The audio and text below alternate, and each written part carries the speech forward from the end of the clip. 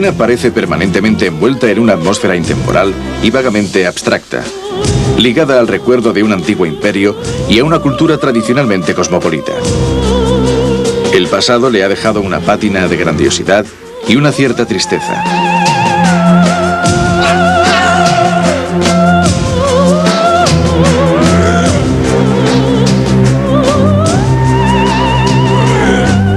En efecto, Viena fue la capital de un gran estado centroeuropeo constituido por muchas naciones, que incluía también Checoslovaquia, Hungría, Croacia, Eslovenia y parte del norte de Italia.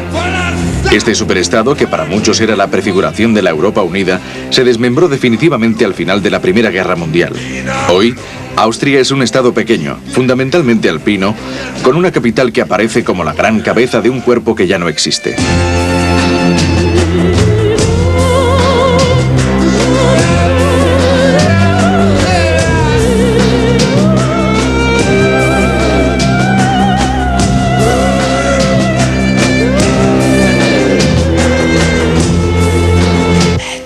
El signo más espectacular de su pasado imperial es el Rin, la gran avenida construida a mediados del siglo XIX tras la demolición de las fortificaciones construidas en el XVII como defensa contra los turcos. La lucha contra los turcos, que la asediaron en 2 ocasiones, es un claro indicio de la importancia clave de Viena, auténtica puerta entre Oriente y Occidente, amenazada constantemente por los invasores musulmanes.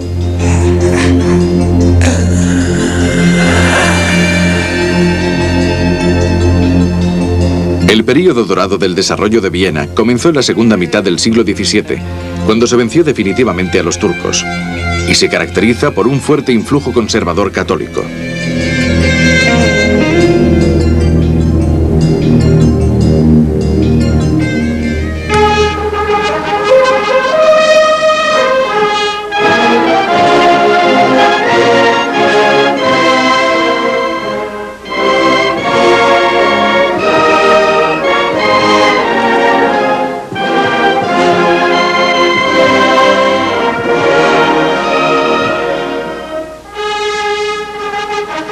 La banda musical que toca en la plaza del ayuntamiento o el tranvía que recorre el Rin confieren un carácter amable a los pomposos palacios decimonónicos que se suceden a lo largo de las avenidas.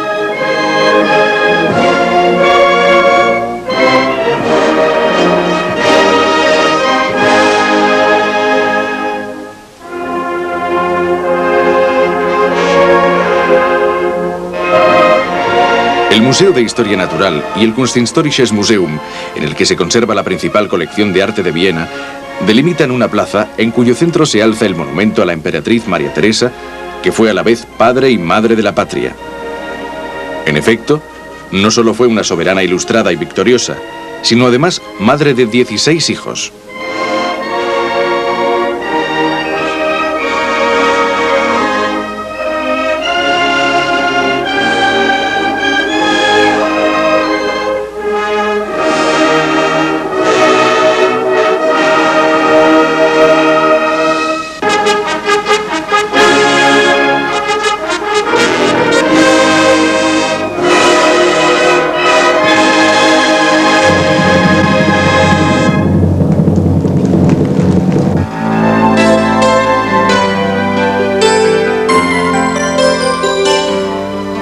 En el Rin, que delimita la ciudad antigua, se hallan la mayoría de los grandes complejos monumentales e imperiales de Viena. Además de los grandes museos, en las avenidas se alinean la ópera, el Hofburg, el Parlamento, el Ayuntamiento, la Universidad y el Burgtheater. El Burgtheater es todavía el principal teatro en lengua alemana, culminación anhelada para la carrera de todo actor.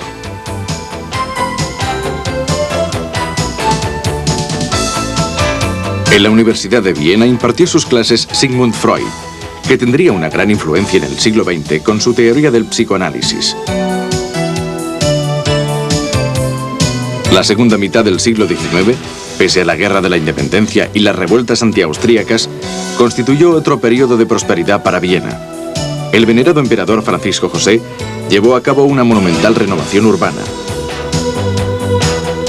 El Parlamento, de líneas griegas y con un adecuado entorno de estatuas conmemorativas, forma parte de esta serie de construcciones que confirió a Viena su aspecto actual.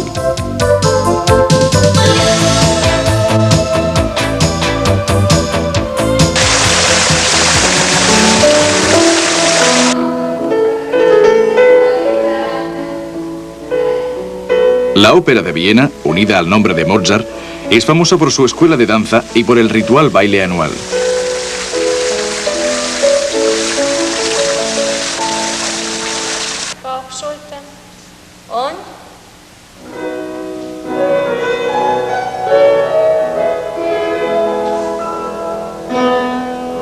Beide Knie. Unterschenkel. Strecke den Fuß. Zurück.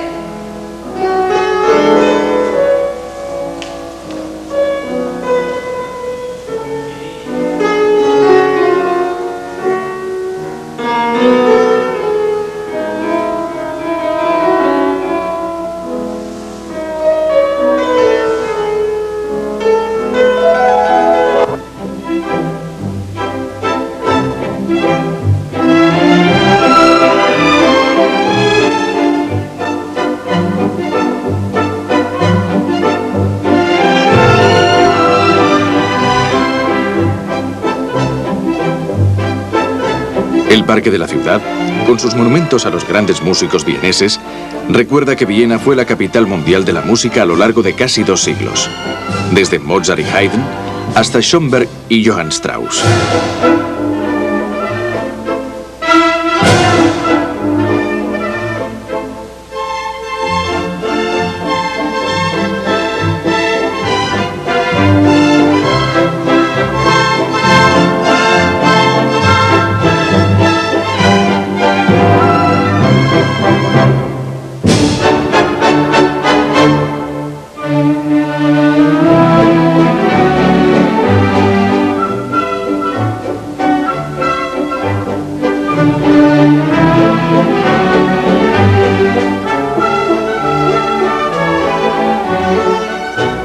Aquí también nacieron y desarrollaron su arte Beethoven, Bruckner, Brahms, Schubert, Berg y Webern.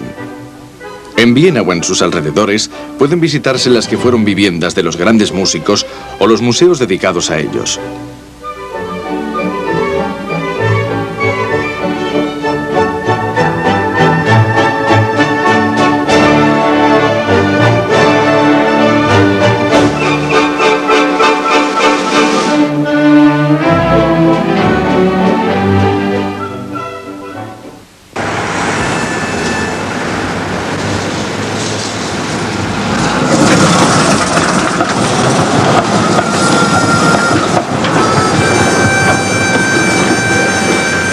Con sus líneas de metro de superficie y subterráneas, las líneas ferroviarias urbanas y los tranvías, Viena es una de las ciudades mejor comunicadas en lo que se refiere al transporte público.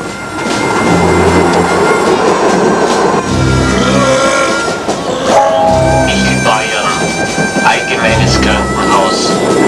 Umsteigen zur Linie 42.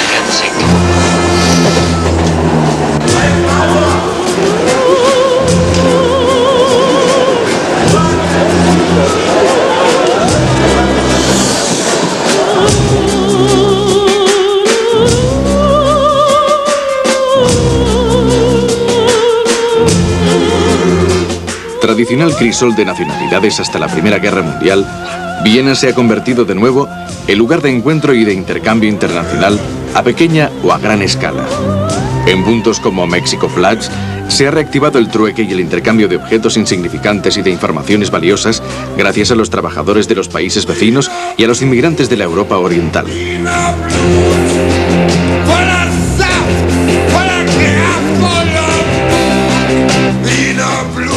A lo largo del canal del Linke-Bienseile se desarrollan mercadillos de objetos de segunda mano y de las antigüedades más sofisticadas entre los puestos del Naschmarkt o del mercado de cosas viejas.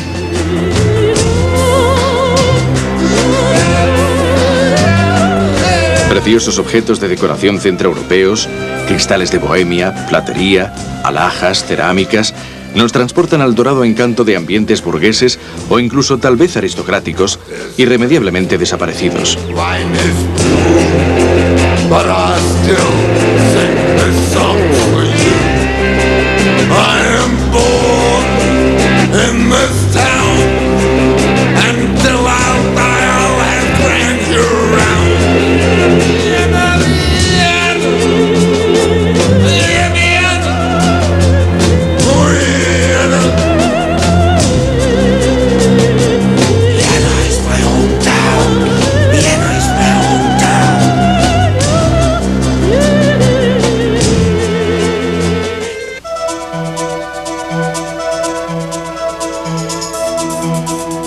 Cuando se habla de la arquitectura de Viena, inmediatamente se asocia con las iglesias barrocas, los palacios del siglo XIX y los preciosos edificios de principios de siglo.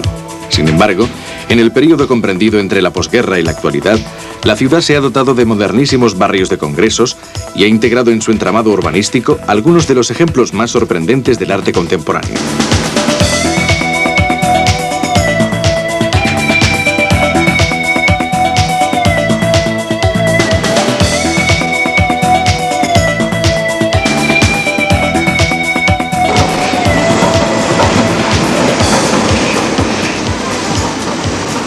ONU City, también denominada Vienna International Center, constituye a orillas del Danubio un conjunto de rascacielos que albergan las sedes vienesas de las Naciones Unidas.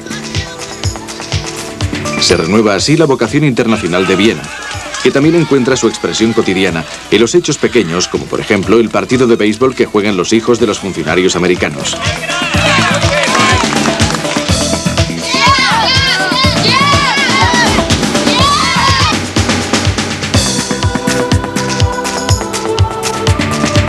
Dritten Bezirk, ganz richtig. Und da war ja irgendwo auch ein bisschen, wenn du dich erinnerst, dein Mann beteiligt, in dem Sinne, dass er uns Ideen gegeben hat, dass wir ihn gefragt haben damals, was die Mutti noch initiiert hat, genau. No lejos del Rin, el pintor Underwasser proyectó, siguiendo una concepción muy personal, algunas casas que pueden parecernos conglomerados fantasiosos e incluso extravagantes de formas y colores. Las irregularidades arquitectónicas no solo se acentúan, sino que se inventan expresamente al objeto de que cada vivienda sea completamente distinta de las otras, tanto en el interior como en el exterior de los edificios.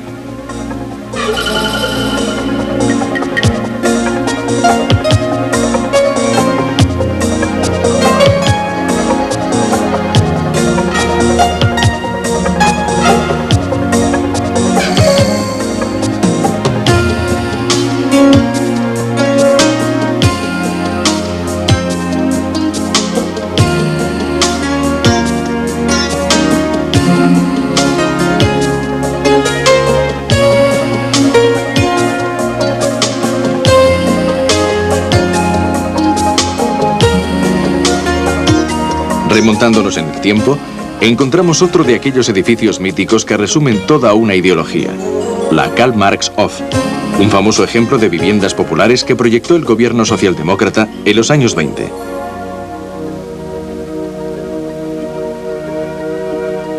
El edificio de la Secesión, construido por un alumno de Otto Wagner a finales del siglo XIX, es el primer ejemplo de construcción Jugendstil, el estilo modernista propio de los artistas austríacos. Este término se refiere al movimiento que a caballo entre los siglos XIX y XX quiso imponer una concepción moderna del arte y que en otros países fue conocido con los nombres de Art Nouveau, Liberty o Modernismo.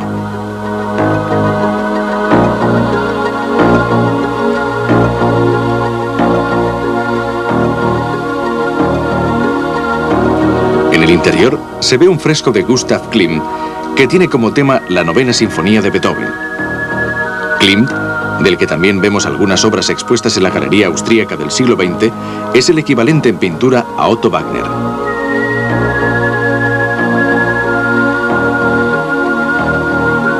El culto a la línea sinuosa y a la ornamentación se convertirán, con su discípulo Egon Schiele, en elementos de un estilo completamente distinto, el expresionismo vienés.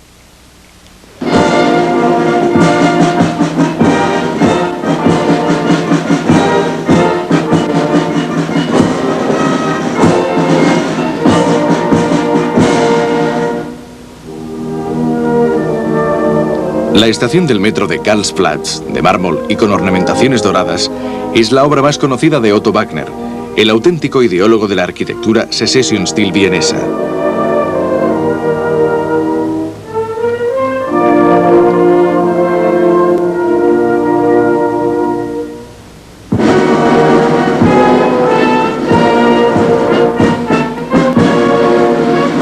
Sus trabajos pueden encontrarse en toda la ciudad, bien en forma de mobiliario urbano, de decorados de loza y medallones dorados, o en edificios propios dichos. Entre estos últimos se encuentra la caja de ahorros postal de la iglesia de Steinhof.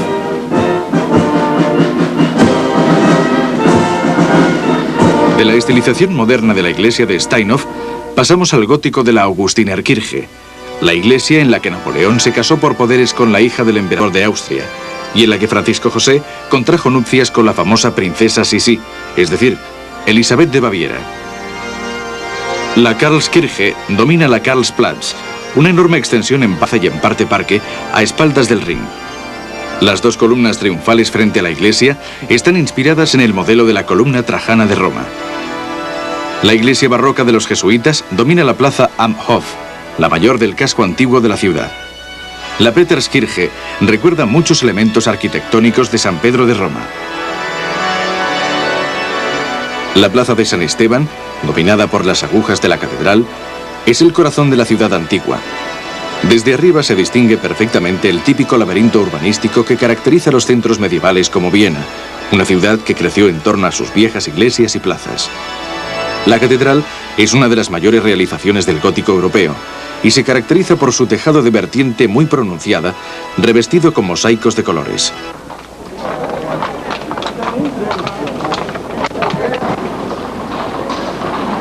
El paseo en coche de caballos forma parte de aquella atmósfera romántica que todavía invade Viena y que sigue fascinando a los turistas.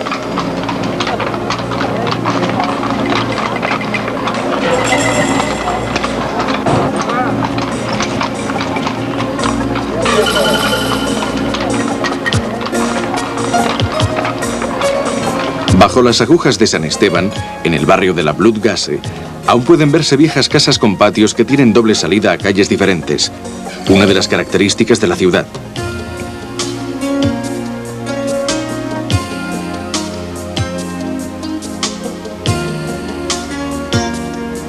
Palacios barrocos se alternan con edificios modestos. Este es el Palacio de Invierno del Príncipe Eugenio.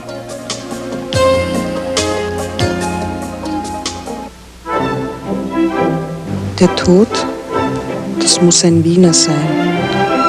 Genau wie die Lieb, eine Französin. Denn wer bringt dich pünktlich zur Himmelstür? Ja, da hat nur ein Wiener das Gespür dafür. Der Tod, das muss ein Wiener sein. Nur er trifft den richtigen Ton. Geh Schatzel, geh Katzel, was sperrst dich denn ein? Der Tod muss ein Wiener sein. El palacio más hermoso de Viena es la residencia del Belvedere, mandada a construir a comienzos del siglo XVIII por Eugenio de Saboya, según un proyecto de Lucas von Hildebrand. El príncipe, que había sido rechazado por el ejército francés a causa de su baja estatura, hizo una fulgurante carrera militar en Austria, convirtiéndose en comandante en jefe del ejército y en héroe victorioso de la guerra contra los turcos. Cargado de riquezas y honores, se hizo construir palacios al nivel de su gloria. Su residencia estaba en el Belvedere inferior, mientras que el Belvedere superior se destinaba a actos sociales.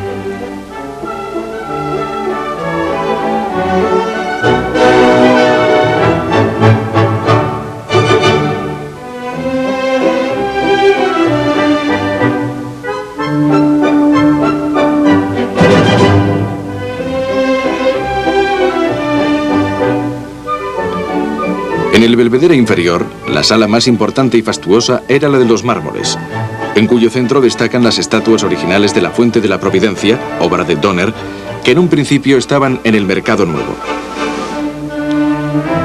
Otra de las estancias más refinadas es el Gabinete Áureo, con gigantescos espejos de marco dorado que prolongan la sala más allá de sus dimensiones reales.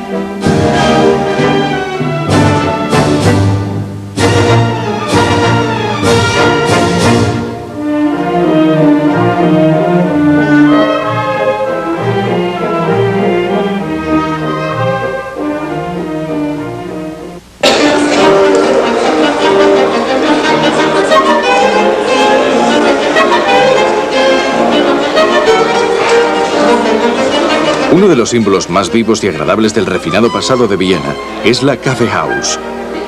Estos locales son auténticos salones destinados a la tertulia, la lectura de periódicos y al consumo de ingentes cantidades de exquisitas golosinas.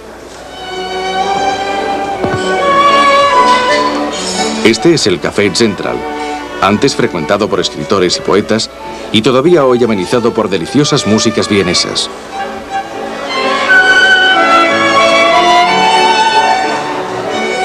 La reina indiscutible de este mundo es la Sachertorte, que se sirve junto con una de las 100 variantes de café vienés. El café Mozart, cerca de la ópera, y el café Sperl son otras dos paradas obligadas para los adeptos al culto al chocolate.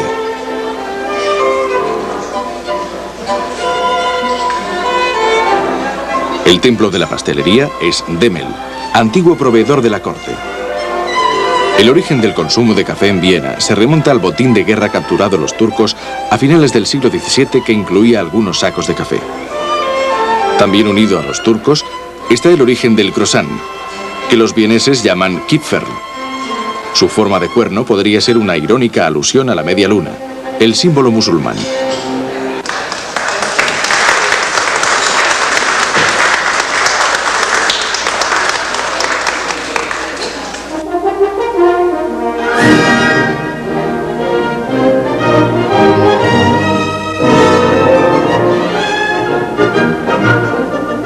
El imperio y su secular estratificación son evidentes en el imponente conjunto del Hofburg, los palacios, iglesias, patios y jardines de la corte de Viena. En la actualidad, el Hofburg es la sede para recepciones y actos sociales y residencia oficial del presidente de la República. En 1992, un trágico incendio afectó a una parte del palacio. Uno de los palacios del Hofburg, la denominada Fortaleza Nueva, se abre sobre la Plaza de los Héroes, adornada con los monumentos a los dos vencedores de la guerra contra los turcos, Eugenio de Saboya y el archiduque Carlos.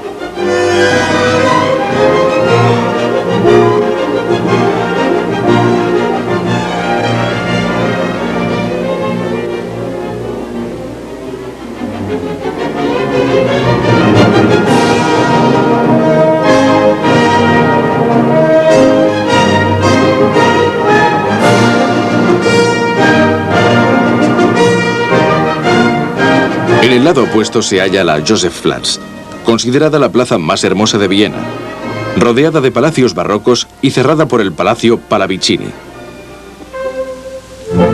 En la plaza se encuentra la Escuela Española de Equitación, cuyo gran salón de las caballerizas es utilizado para el adiestramiento de los célebres caballos lipizanos.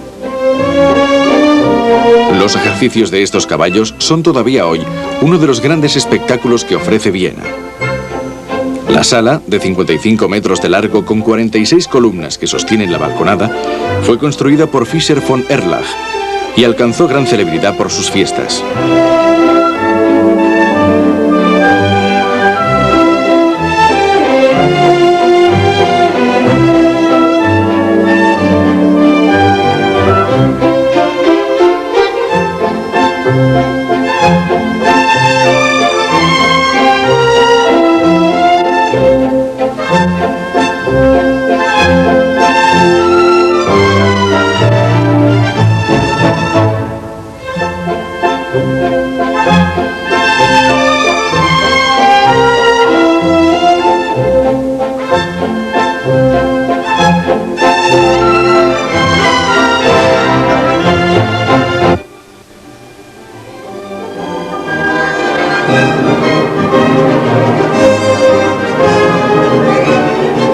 También en la Josefplatz se levanta el edificio de la Biblioteca Nacional Austríaca, obra de von Erlach, en la que se conservan cerca de 2,5 millones de volúmenes. Su salón de gala, de 77 metros de largo, es una obra maestra del barroco.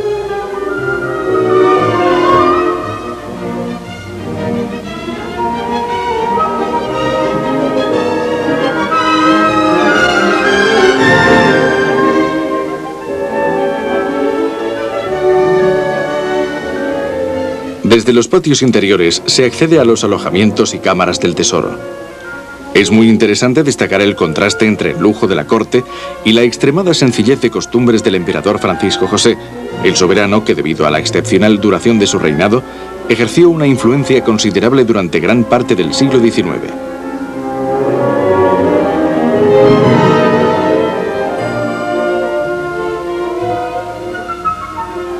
En las cámaras del tesoro se guardan algunas de las joyas más legendarias de la historia europea: la corona imperial, la cruz imperial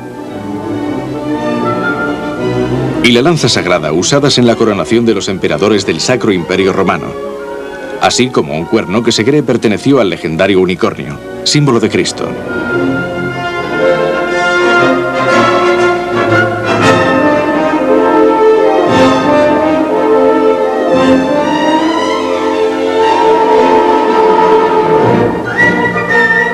En el complejo del Hofburg, las plazas y los monumentos se suceden hasta llegar al Palacio de Albertina, que alberga una de las colecciones de dibujos y grabados más ricas del mundo.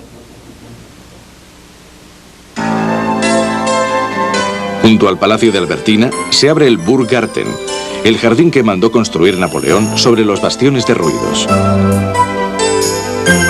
Junto al Burggarten está adosado el otro lado de la Fortaleza Nueva, un gigantesco palacio que actualmente es la sede de varios museos y archivos.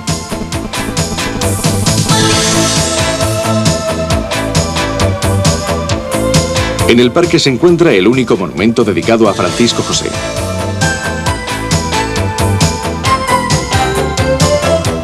A un lado de Hohermark destaca el histórico reloj de la sociedad Anker. Esta plaza es la más antigua de Viena y se levanta sobre lo que fuera el antiguo foro de la ciudad romana. En el centro se halla la fuente nupcial dedicada a los esponsales de la Virgen. Por su parte, en Neuer Markt o Mercado Nuevo, se encuentra la fuente de Donner, decorada con copias en bronce de las estatuas originales.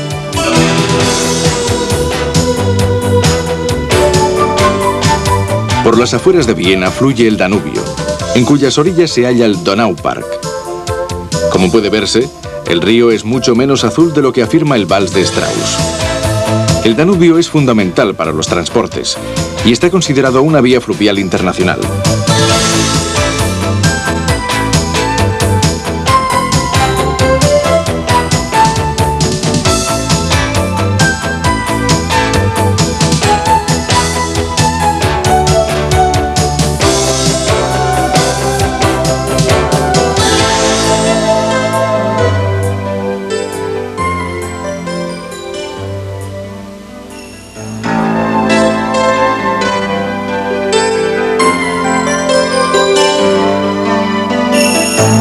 Tras la victoria contra los turcos, también Austria quiso tener su Versalles. Fischer von Erlach construyó un grandioso edificio en Schönbrunn, menos majestuoso de lo que se había previsto en el proyecto original, pero imponente de todos modos.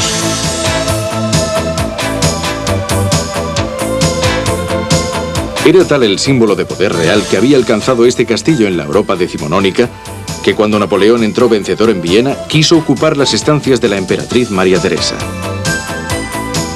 El nombre de Schönbrunn también va unido al del emperador Francisco José, quien nació y murió en este castillo.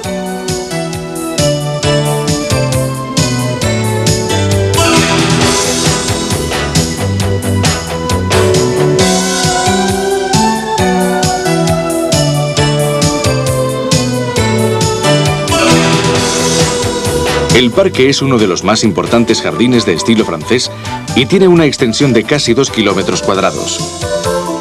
Desde él se divisan grandes perspectivas del palacio.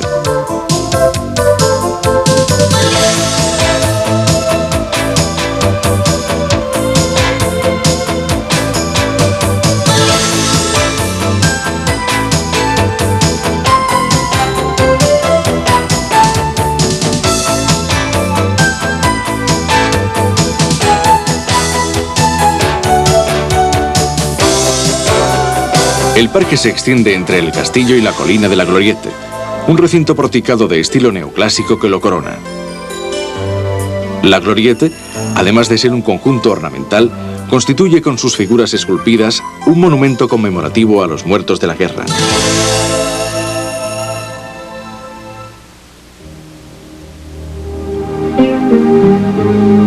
Como homenaje al gusto romántico por las ruinas, se construyeron de forma artificial estos restos de un palacio sumergido que simbolizan la victoria del Imperio Romano sobre el mundo griego.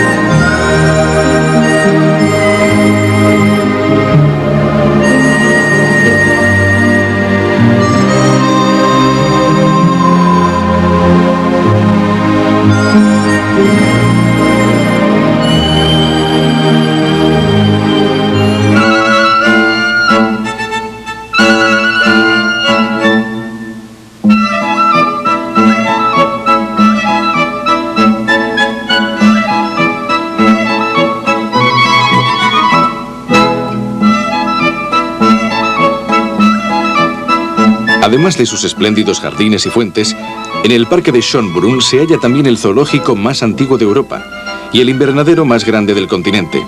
Una auténtica maravilla que está a la altura de los Kew Gardens de Londres.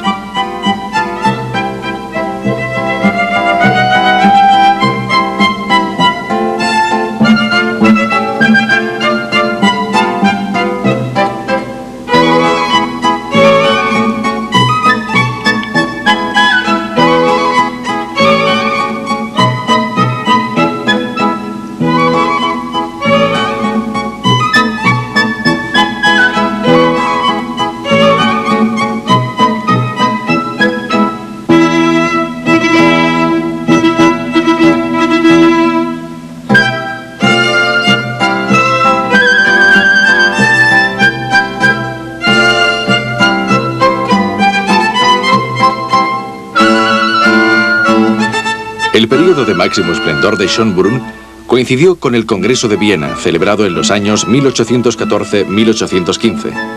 Entre fiestas, conciertos y bailes que contaron con la presencia de la flor y nata de la diplomacia y de la aristocracia europeas, se rediseñó bajo la astuta dirección de Metternich el nuevo mapa de los estados europeos.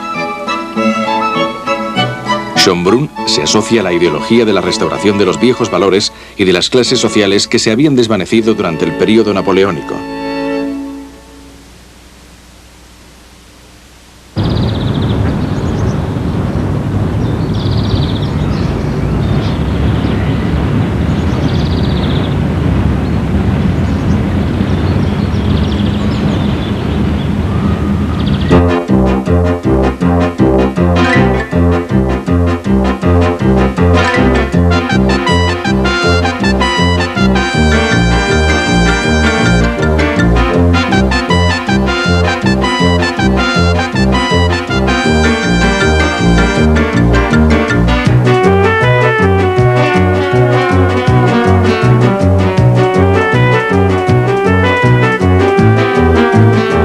Viena, como Londres, evoca las tradiciones, los ritos sociales, la pervivencia de las formas clásicas y de los valores formales.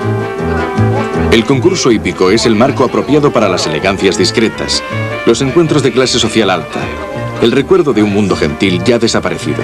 Das Feld kommt aus dem Bogen nun auf die Gerade. Es führt unverändert Backelneid. Dahinter Amandla vor Charlotte aus West. Innen Veneto Backelneid. Estamos en el Prater, el parque de las atracciones y de la actividad deportiva de Viena, en el que se encuentra el hipódromo. Von Charlotte, dazwischen Teudery und außen fällt Secret Investment zurück. Amandla führt vor Teudery, dann Charlotte und Amandla löst sich imponierend von Teudery. Amandla hoch überlegen Zielnähe, ein toller Triumph von Amandla vor Teudery, dann Veneto an dritter Stelle vor Charlotte. Amandla hoch überlegen.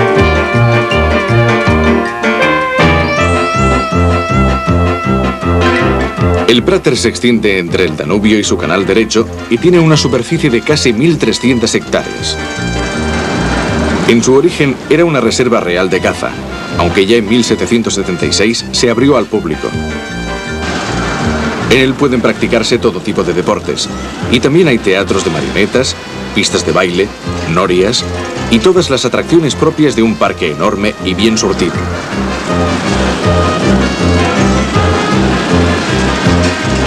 Aquí está el símbolo de Viena, la noria panorámica del Prater, con un diámetro de 61 metros, apoyada sobre 8 gigantescos pilares. Fue instalada por un inglés en el siglo XIX con motivo de la Exposición Universal de 1873.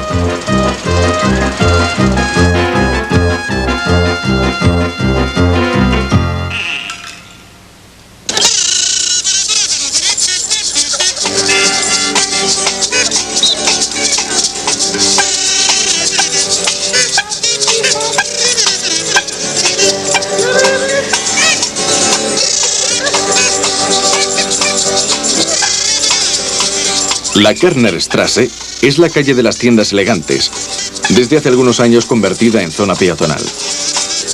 Para entretenimiento de los paseantes, músicos improvisados se exhiben como virtuosos hombres orquesta.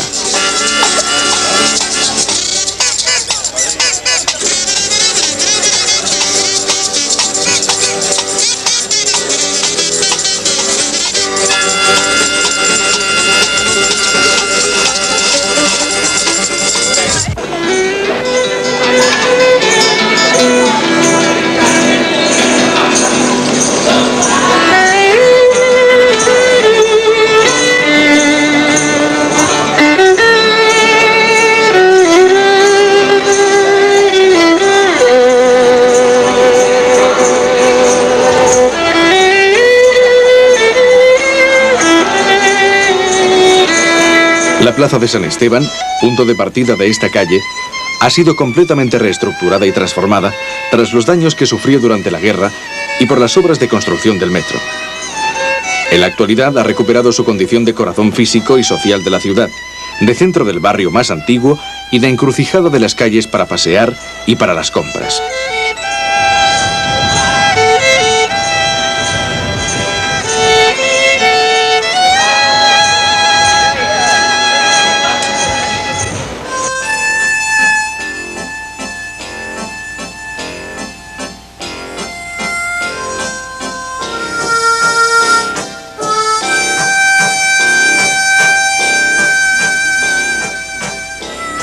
Los alrededores de Viena son de ambiente bucólico y el bosque vienés, el célebre Wienerwald, es su montaña. Viena significa también vino y viñedos, igual que en las más soleadas tierras del sur. Y donde hay vino, hay alegría, y cánticos, y música.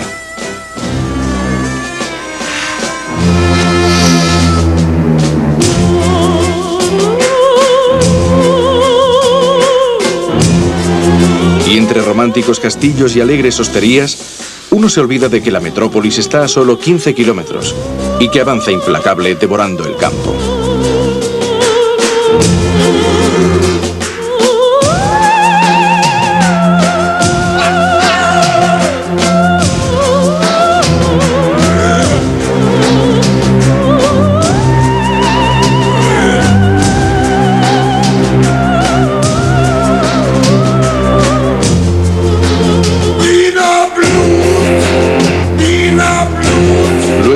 Al encontrar en la callejuela de una aldea la casa en que vivió Beethoven, se tiene la certeza de que esta ciudad, que ha sobrevivido al fin de un imperio y a 2 guerras desastrosas, sabrá encontrar el equilibrio entre desarrollo y naturaleza.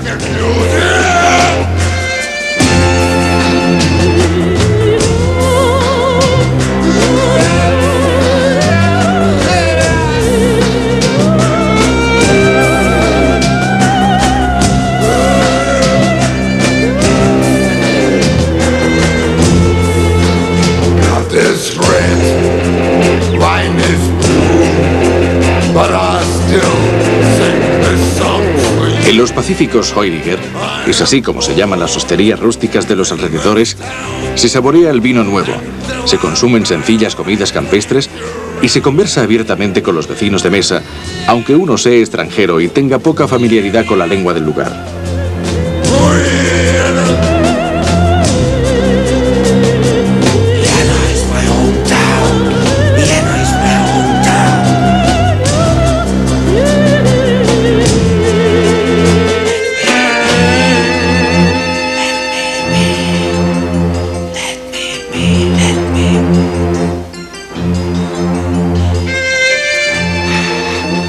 Hoy Viena se presenta así, moderna e impecable, preparada para convertirse de nuevo en un punto de referencia seguro para el este europeo, volviendo a desempeñar su función de puente y de puerta entre el este y el oeste.